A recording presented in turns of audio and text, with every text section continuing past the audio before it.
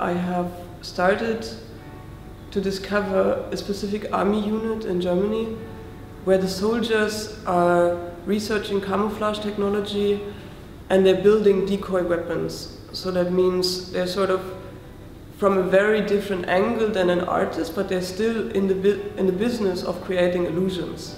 And that is something that I found immensely interesting, and that is the reason why I felt I really have to get in there and I really have to see what's happening there. I have to talk to these technicians, I have to talk to these soldiers, I have to find out more about it. And yeah, that's how it started.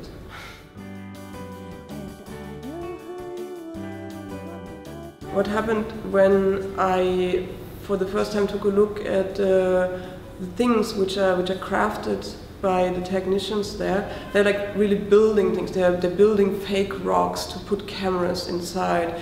They're building inflatable tanks. They're like very much busy with almost like a theater workshop to build replicas of things.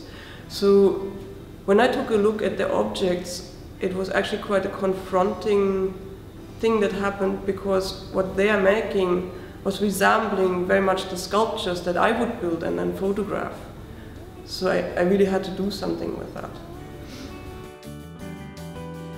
Anika combines objects that were made by this division, but also objects that she created herself. She uses photography, installation, historical images made by the division, to a very complex whole that reflects on disguise and deception, also as a metaphor for photography, as photography has proven to be an ideal instrument to create disguise and deception. So this image behind me is sort of an invisibility cloak for a vehicle with a running motor. It's a camouflage kit, a snow camouflage kit, and it works for sort of shielding the heat of the motor. What they did here is that they've been crafting that thing and they've been weaving in entire sheep furs. And what these do is they collect the moisture of the air and the cold, and this moisture will crystallize and form like a cold shield, so you cannot see the warmth of the motor underneath with a thermo camera. Because a lot of the things, a lot of the decoys they're crafting are actually not that much for the human eye, but for sort of a multi-sensory system, as they describe it. It's for infrared cameras, radar technology, heat cameras, and that whole spectrum of perception.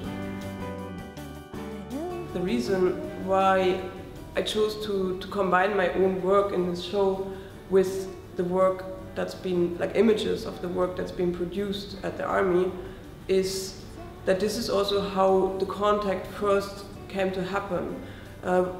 These technicians that I interviewed and the soldiers, we connected very much about using the same materials and using the same sort of crafting processes.